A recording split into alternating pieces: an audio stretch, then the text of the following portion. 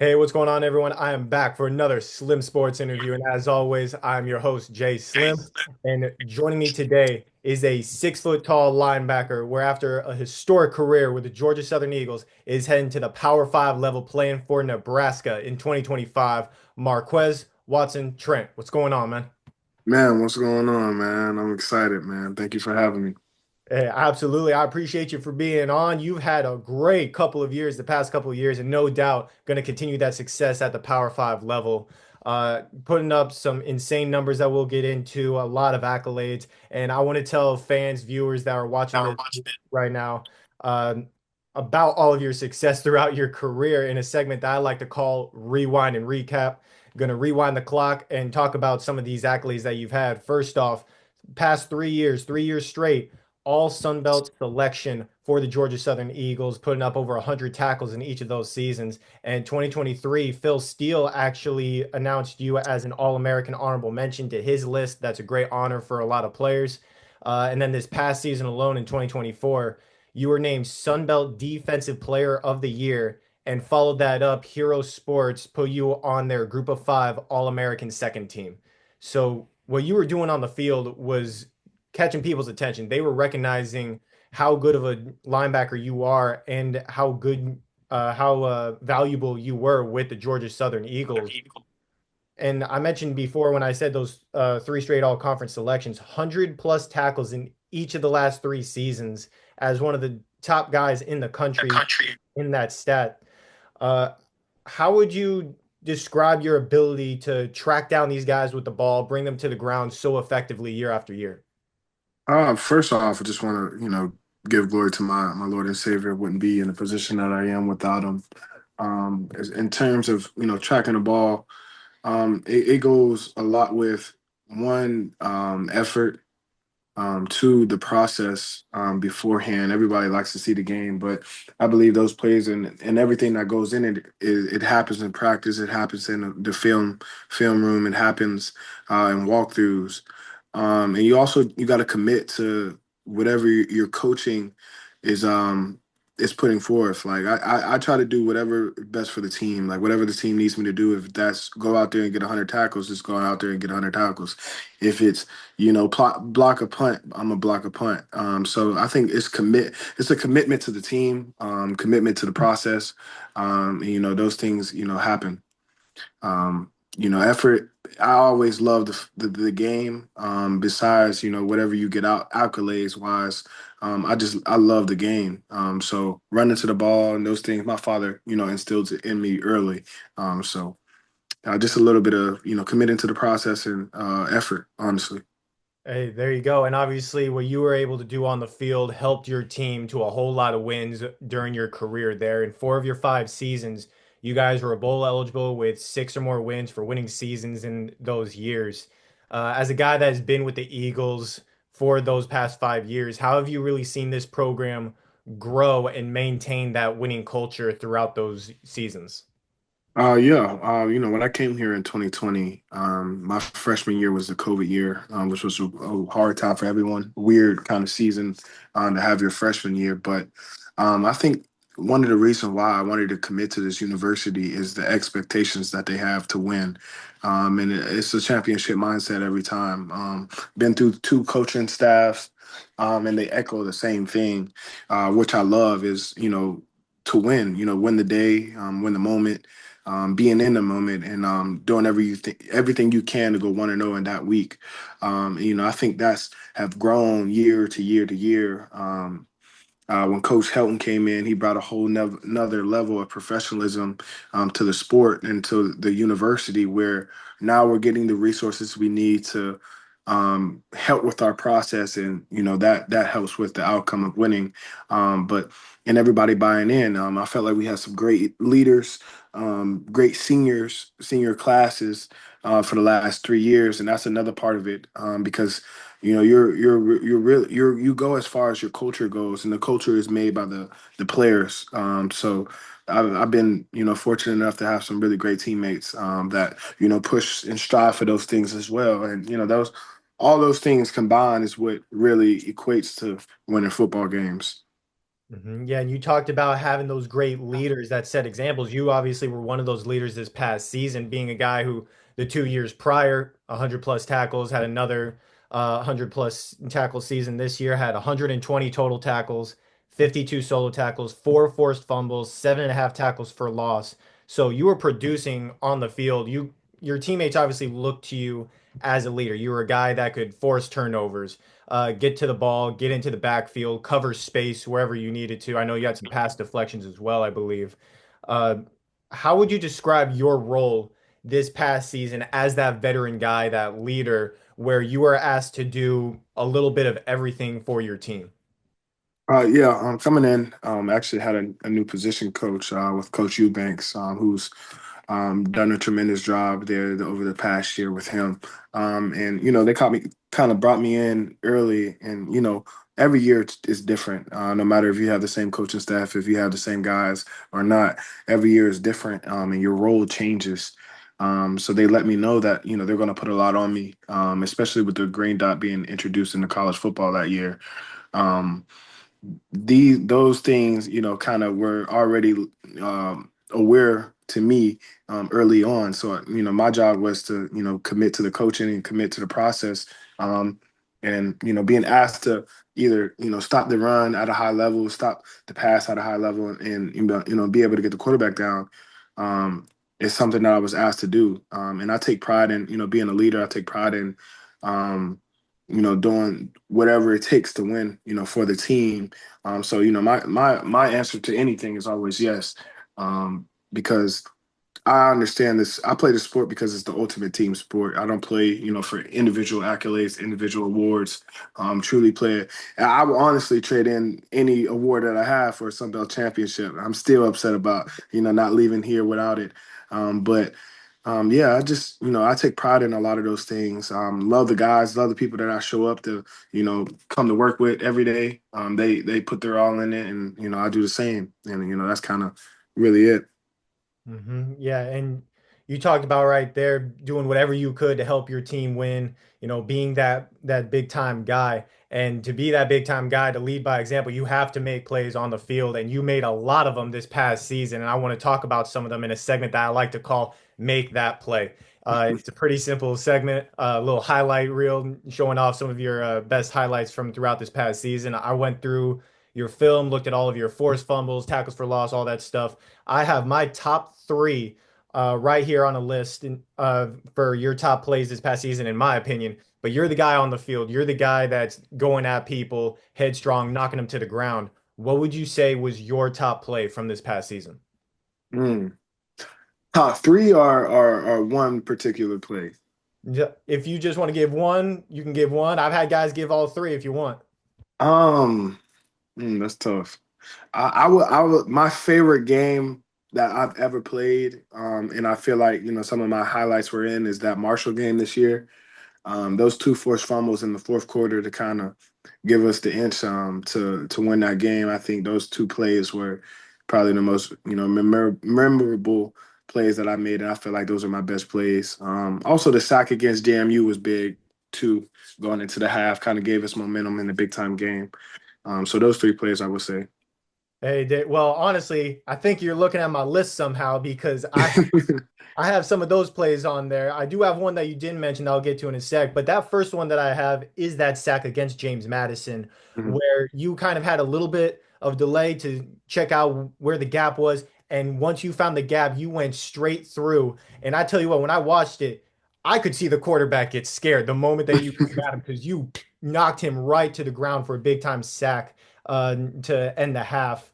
And then number two, the one that you didn't mention, you had a huge forced fumble that ended up in the end zone to get a touchback against Nevada early on in the fourth quarter, where the running back ended up going to the opposite side that you were at. You tracked him down, came out from behind, and popped the ball right out, and your teammate landed on it in the end zone to give you guys the ball back. So that was a big time play by also. And then Mhm. number three, the huge forced fumble that you had against Marshall, where you ended up getting double teamed on a block, spun off of it. The quarterback was trying to scramble and get some yards for his team, and once again, you came from behind, and they showed the close up. you just went in and tore it out Mm. for a huge turnover to help your team out. So those are the three that I have for make that play. And a lot of those plays, all of the stats that you put up is what earned you those individual accolades, being Sun Belt Defensive Player of the Year,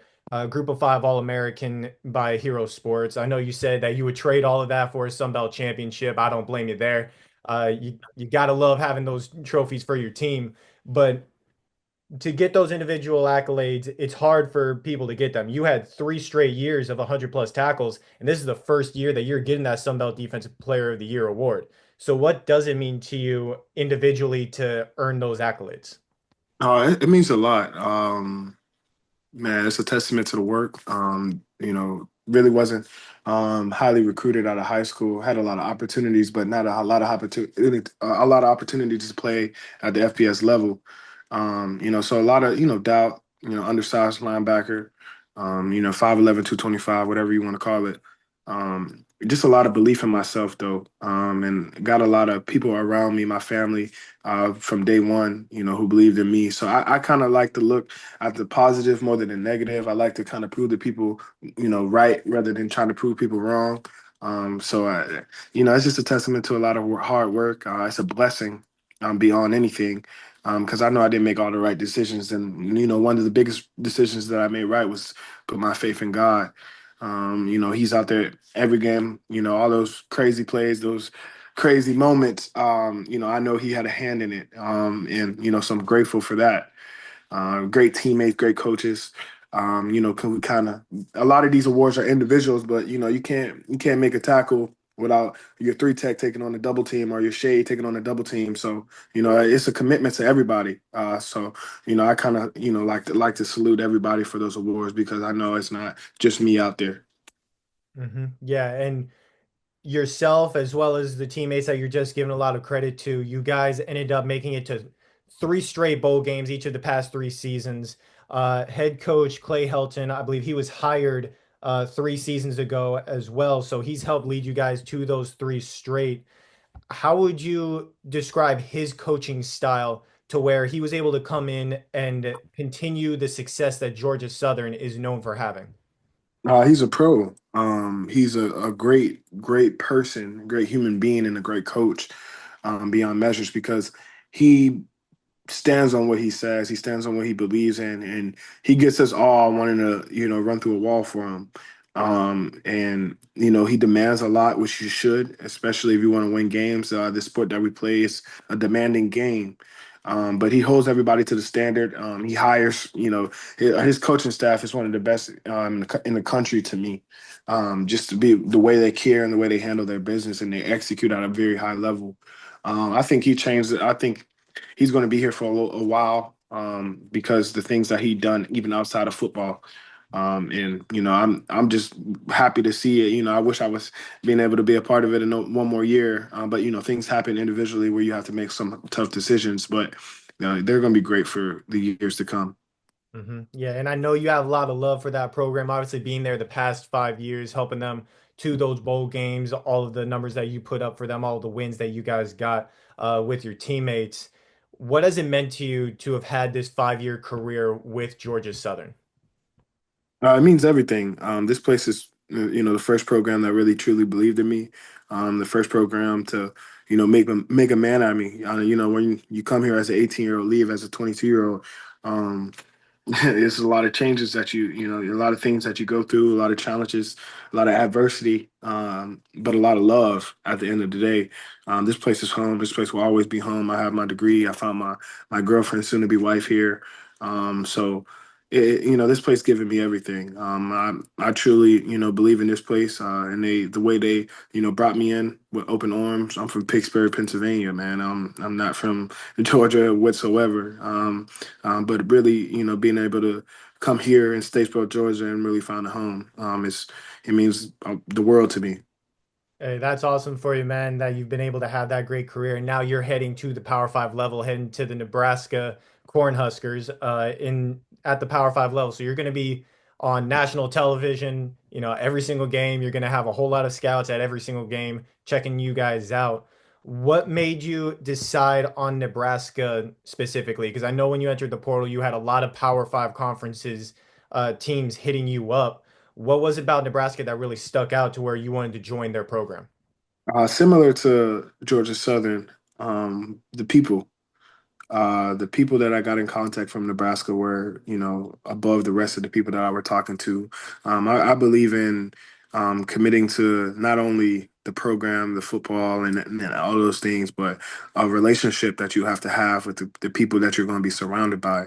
And everybody that I got in contact with, kind of had that competitive edge, that determination to win, that I relate to and want to be a part of. Resources wise, they're best in the country. Like you said, it's going to be a high level football. We're playing at the national level every time. So that's something that going into it was a part of the decision why I leave in Georgia Southern, because my dream is to play at the next level. And I have to prove a lot of doubters wrong with the size and if I can play at that level. So I wanted to show that the people that support me that I can. So just have a year of that, developing, to the fullest, highest potential I can be. Giving myself the best chance to make it to the next level. But I loved everything about the visit. Really great people, really good coaches. Love the plan, the schematics, and everything that goes into that as well. So it would just everything clicked for me. Yeah, and there's no doubt in my mind that at the end of your career with Nebraska next season, we'll be hearing your name called in the NFL draft. I was expecting to hear it called this year if you entered the draft, but no doubt when you do make it to the NFL, I know you see the jersey behind me. I'm getting a Watson-Trent jersey ASAP No doubt, and no sending doubt. I you a got little you. autograph too. So but I love having great players like yourself on. You guys have a great story to tell, and I want to get your names out there as much as I can. And I always try to find new ways to get people on. That's why I came up with this segment that I like to call Who's Up Next. Mm, In this segment, you just give me as many names as you feel like giving that I should reach out to. I should look at their numbers to have on the podcast for this season, next season, and years to come. Two rules to this. First of which, whoever you recommend, you got to help me get them on. And number mm. two, uh, you got to give me at least one name where they were not a teammate of yours this past season. Okay, this past season, I'll start off with Rasheed Miller. He's a offensive tackle at Louisville. Um, Great story, great guy. He would be great and entertaining to be on here. I have to say Trayvon Lock.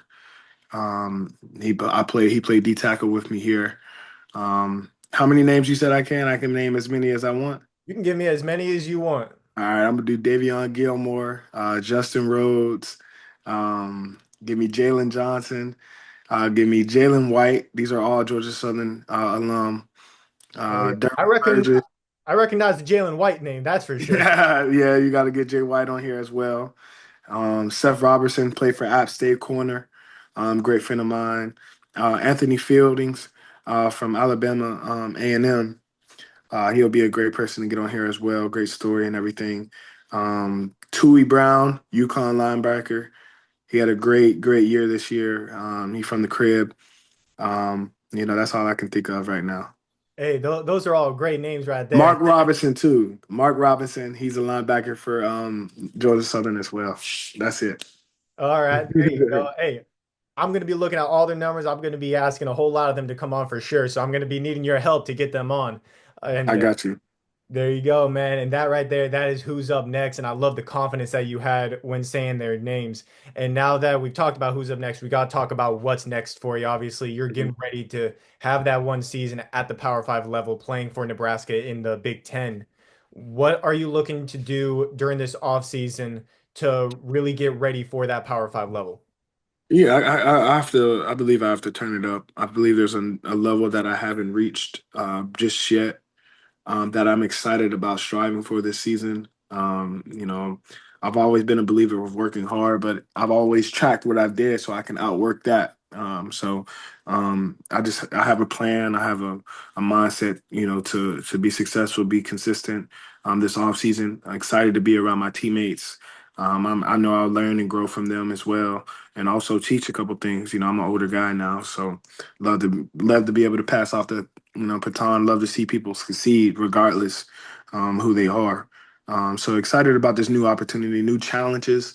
new adversities, but new growth at the end of it.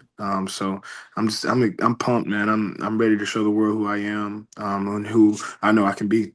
Hey, there you go, man. No doubt in my mind, you're going to be putting up some great numbers with Nebraska this No upcoming doubt. season, doing what you do best. And we're going to be seeing Marques Watson-Trent in the NFL here very soon. So, congrats on a great career at Georgia Southern. Best of luck to you next season. You already know I'm going to be tuned into your games, and I'll No have you doubt. on once again next season.